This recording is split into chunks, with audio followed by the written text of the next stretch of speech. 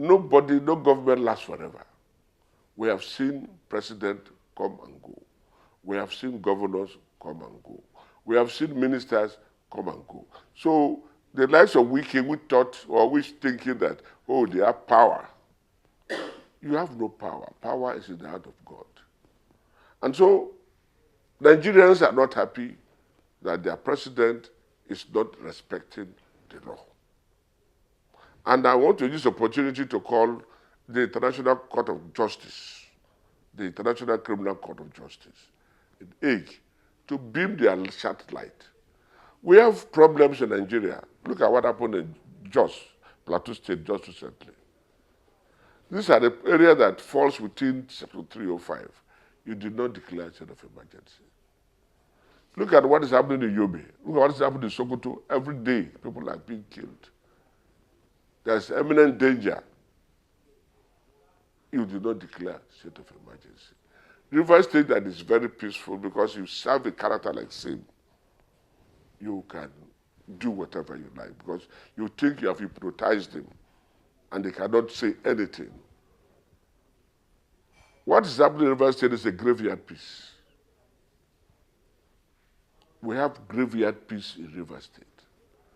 So the sole administrator should realize that he has no legal standing at all to spend Rivers people's money.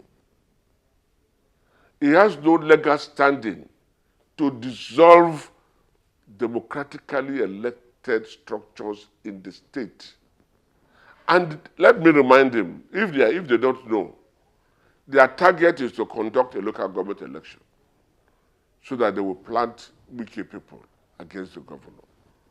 Section 28 of the Electoral Act is very clear.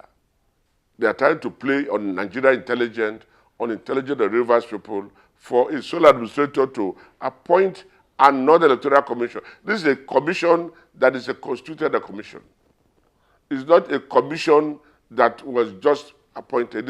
It went through the House of Assembly, approved by the House of Assembly under the previous government. And so for you to now say you are removing it, you don't have power. These are statutory bodies and they are tenured. You are removing a university board or council. University, the independence of the university is very clear. The moment the board is appointed, the governor or the president have nothing to do with the university except the council. You came in and you are dissolving all that. You are appointing local government administrator when the Supreme Court has ruled that nobody should head the local government except elected representative. You can see that these are people who don't obey the law of this land. They think they can do anything and go scot-free. Nigeria is too big for that. Whatever you do, you will pay for it. That's a day of recording. Even if you think you have all the powers today, you cannot stay forever. You will be called upon to answer for what you have done. And sole administrator does not have any power. The president who appointed him does not have power to appoint him. So, and they have already infringed on Section 1(2) of the Constitution.